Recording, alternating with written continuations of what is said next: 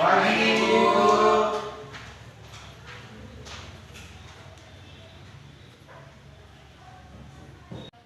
Hari ini karena pembelajaran biologi, tapi sebelum mulai coba kita lihat dulu di samping bawah meja kita kalau masih ada sampah, tolong angkat kemudian buang dan kembali ke tempat karena kita akan mulai pembelajaran. Kalau sudah bersih ya, sebelum itu Ibu mau cek kehadiran dulu ya. Talia, Sunita, Kathy, Mujahidah, hadir Ibu. Yerek, Hadir, Bu. ya. Ada Rowan? Belum datang, Bu. Rowan enggak? Oke.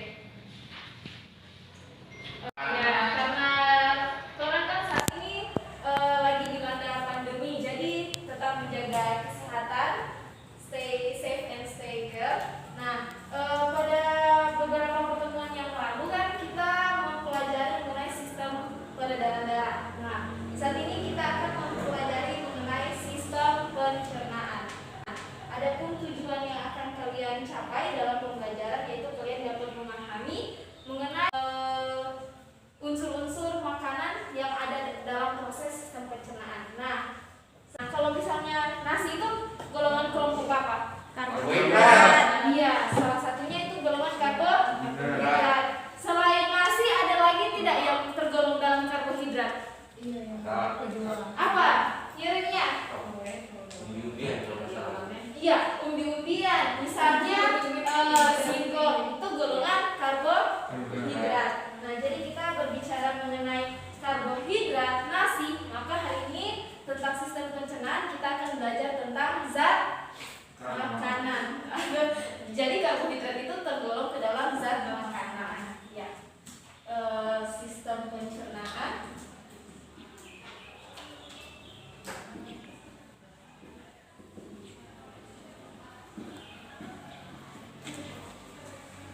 Oke, mengenai zat makanan. Jadi zat makanan itu yang dibutuhkan tubuh itu pertama ada yang tadi kalian sebut nasi itu tergolong ke dalam apa? Karbohidrat. Ya, ada karbohidrat. Kemudian setelah karbohidrat dia merupakan sumber energi terbesar setelah karbohidrat. Itu biasanya golongan-golongan jenisnya itu ada minyak, kemudian dia bisa kalau selain minyak atau ya, kalau orang kan orang Manado bilang oh ada tawa. Nah itu tawa itu golongan ke dalam apa? Lemak atau yang disebut dengan lipid. Jadi golongan lemak atau lipid. Nah, setelah lemak atau lipid, maka dibutuhkan tubuh itu dia golongan jenis makanannya itu telur. Nah, ada telur, susu, keju, itu termasuk ke dalam golongan jenis yang ketiga. Dia termasuk golongan protein. Iya, protein. Setelah protein ada lagi yang tahu? Ada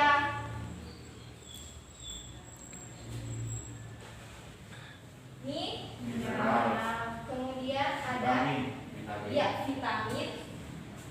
Dan yang terakhir yang sering kita butuhkan dalam kehidupan sehari-hari. Mungkin kalian sering membawanya. Iya, ada air.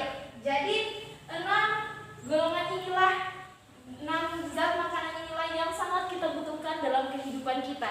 Karena dari ke-6 ini merupakan susunan-susunan tubuh. Jadi ke-6 ini yang menyusun proses sistem pencernaan sehingga terjadinya proses metabolisme. Iya, jadi golongan karbohidrat yang kalian sebut tadi ada nasi, kemudian ada roti dan lain-lain.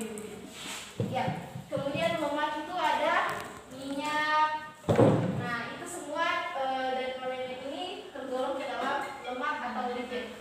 Nah, berbicara mengenai karbohidrat, karbohidrat sendiri bukan hanya langsung karbohidrat saja, tetapi karbohidrat itu terbagi atas, kalau dilihat dari susunan karbonnya itu ada monosakarida, kemudian ada disakarida dan polisakarida. Coba yang kalian kenal mengenai vitamin, ada yang tahu vitamin apa saja yang kalian ketahui? Vitamin A, C. Iya, ada vitamin apa tadi dari tadi ya? A. Kemudian yang tadi? B. Vitamin, iya, ada vitamin B, C. Iya, ada vitamin D juga. Ada vitamin D, K. Ada vitamin E juga. Iya, ada vitamin E. Jadi ini mungkin golongan jenis vitamin yang sering kita ketahui atau kita dengar dalam kehidupan sehari-hari. Jadi ada vitamin A, B, C, D, E, dan K. Nah, semua ini merupakan vitamin yang dibutuhkan dalam tubuh. Jadi kalau vitamin A, D, E, dan K, ada yang tahu yang disingkat dengan vitamin AD atau AD ya. Vitamin ADE K ini adalah vitamin yang tidak bisa larut dalam air. Jadi dia hanya bisa larut dalam lemak. Jadi dia tidak bisa larut dalam air. Dia hanya larut dalam lemak. Sedangkan vitamin C, B12 dan yang vitamin B itu adalah vitamin yang bisa larut dalam air. Jadi vitamin ini jika kita konsumsi, dia tidak bisa hancur, ya dihancurkan oleh air, tetapi hanya oleh lemak. Sedangkan C, B12 dan B ini adalah vitamin yang bisa dilarutkan oleh air. Jadi kalau untuk vitamin C sendiri, nah vitamin C biasanya kita konsumsi makanan itu biasanya untuk memperoleh vitamin. Nah, coba Yere, tadi dari tadi ada apa? Coba Yere, vitamin yang tergolong dalam yang larut dalam lemak, vitamin apa saja? Vitamin A, vitamin D, vitamin E, vitamin K. Iya, vitamin A, D, E, dan K. Ya, jadi sudah kita ketahui bahwa vitamin yang larut dalam lemak adalah vitamin A, D, E, dan K. Nah, kita lanjut dalam vitamin C yang bisa kita peroleh dari buah-buahan, misalnya buah apa? Lemon. Iya, buah lemon atau buah jeruk. Iya, jeruk bisa menghasilkan vitamin C. Monosakarida ini juga di dalamnya ada yang namanya golongan-golongan jenis makanan atau yang sering kita konsumsi dalam kehidupan sehari-hari, misalnya gula. Nah, gula termasuk ke dalam apa di sini? Karbohidrat. Nah, jadi gula itu tergolong ke dalam karbohidrat yang disebut dengan glukosa. Nah, jadi gula yang bersifat karbohidrat itu ada yang namanya glukosa, kemudian ada sukrosa, dan yang terakhir ada fruktosa. Jadi tiga jenis gula itu ada glukosa, sukrosa, dan fruktosa. Glukosa ini adalah gula yang sering kita konsumsi. Nah, di sini gula ini mengandung kadar gula yang sangat tinggi. Jadi jika kita konsumsi dalam jangka waktu yang lama dan jika kita memiliki resiko diabetes, maka akan memberikan peningkatan terhadap gula darah. Nah, kalau berkaitan dengan diabetes nanti kita akan pelajari di kelainan dan gangguan sistem pencernaan. Nah, berkaitan dengan sukrosa, kemudian ada fruktosa. Fruktosa ini adalah gula yang terkandung dalam dalam, iya, coba dalam apa, Firly? Dalam buah-buahan.